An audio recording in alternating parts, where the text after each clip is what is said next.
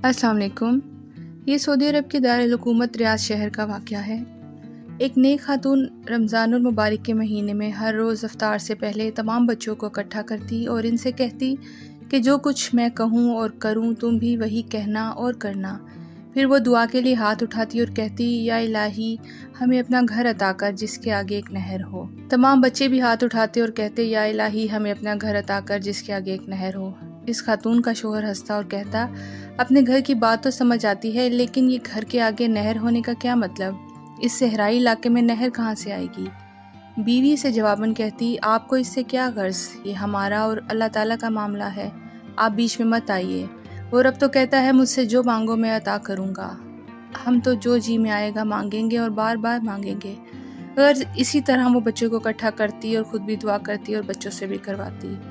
रमज़ानुल मुबारक बीत गया। एक दिन इसके शोहर ने कहा, अब बताओ कहाँ है तुम्हारा अपना घर और कहाँ है वो नहर?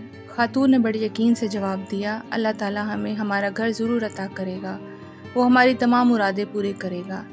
इससे अगला वाक़या वो खुद बयान करती हैं और कहती हैं कि मैं शवाल के रोज़े रखकर फ़ारिग हुई कि एक रोज़ बड़ा अजीब वाक़या पेश आया। मेरे शोहर असर की नमाज़ पढ़कर मस्जिद से निकल रहे थे कि रियाज के एक अमीर आदमी ने इनका रास्ता रोका।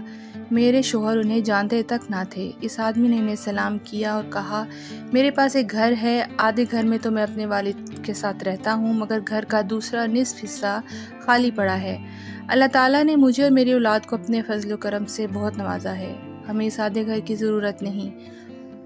आज इस इरादे से घर से निकला था कि नमाज असर के बाद मस्जिद से निकलने वाले पहले आदमी को मैं वो आधा घर हदियतन दे दूँगा। यूँ आपसे मुलाकात हुई तो गुजारिश है कि मेरा आधा घर आप कबूल फरमा लें। बिला कीमत मकान लेते हुए हमें तरद्दुद हुआ। वो साहब कहने लगे, अगर आपकी तसल्ली कीमत दिए बगैर नहीं होती तो जितनी रकम आप आसानी से दे सकते हैं दे दीजिए। खैर, हमने अपने पास और कुछ इधर उधर से जो रकम इकट्ठी की वो कम बेश 8,000 रियाल बन गई और वो रकम हमने उस आदमी के हवाले कर दी। अब हम इस आधे मकान के मालिक बन गए। रियाज के एक मॉडर्न इलाके में वाक़या ये घर जो बहुत खूबसूरत था। सच है कि जो इंसान सच्चे दिल से अल्लाह ताला को पुकारता है, अल्लाह उसकी भी ज़रूर सुनता है। लेकिन एक बात ने मुझे परेशान कर रखा था। मैंने अल्लाह से जो मांगा वो मिल गया, लेकिन इसके आगे नहर का भी मांगा था, वो मुझे नहीं मिली। मैंने एक आलिम दीन से पूछा कि अल्लाह ताला तो फरमाता है कि मुझसे जो मांगो मैं तुम्हें अता करूँगा।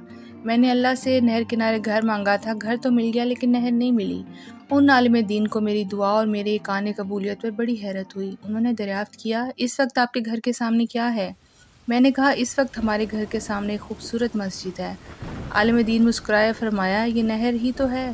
फिर उन्होंने मेरे सामने ये हदीस मुबारक बयान की कि नबी सल्लल्लाहु अलैहि वसल्लम ने एक सहाबी से फरमाया कि आदमी का घर नहर किनारे हो और वो इसमें से रोज़ाना 5 मरतबा गुस्ल करे तो क्या इसके बदन पर मैल कुचैल बाकी रहेगा? सहाबे कराम ने अर्ज़ किया, नहीं या रसूल अल्लाह, इसके बदन पर मैल कुचैल बाकी नहीं रहेगा। फरमाया, यही हाल 5 नमाज़ों का है, इनके ज़रिए अल्लाह ताला गुनाहों को मिटा डालता है। मेरी आंखों में खुशी और तशक्कुर के आंसू रवां थे। बेशक मेरे रब ने नहर के सामने घर अता कर दिया था। अल्लाह हाफिज़।